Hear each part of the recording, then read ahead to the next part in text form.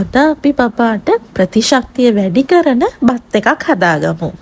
මේ බත් එක බබාලා අසනීප දවසට වගේම සාමාන්‍ය දවසටත් දෙන්න පුළුවන් හරිම රස බත් එකක්. මුලින්ම මම භාජනයකට සුවඳල් හාල් ටිකක් පරිප්පු ටිකක් දාගන්නවා. පරිප්පු වෙනුවට වෙන ධාන්‍ය වර්ගයක් වුණත් පාවිච්චි කරන්න පුළුවන්. මම මේකට කැරට් එකතු කරගන්නවා. ඒ වගේම අල එකතු කරගන්නවා. මේ ටික මං හොඳට දෙතුන් වතාවක් හොදගත්තා. මේකට මම මේ පොඩි මාළු කෑල්ලක් එකතු කරගත්තා. මාළු වර්ගයේ ලින්නෝ. මං ඊට පස්සේ රතු ලූණු, සුදු ලූණු සහ කරපිංචා එකතු කරගන්නවා.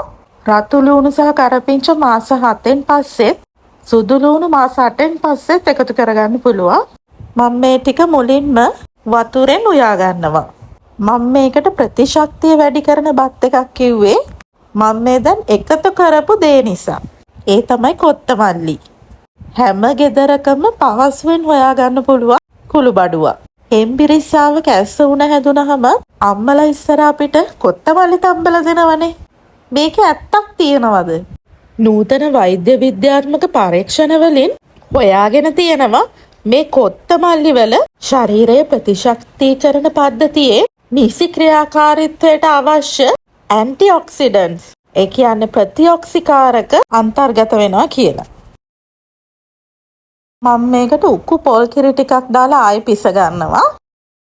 මේ ගානට ආවම මම ලිප ඔෆ් කරනවා. ලිප ඔෆ් කරාට පස්සේ මම මේකට මුරුංගා පවුඩර් වලින් ටිකක් එකතු කරගන්නවා.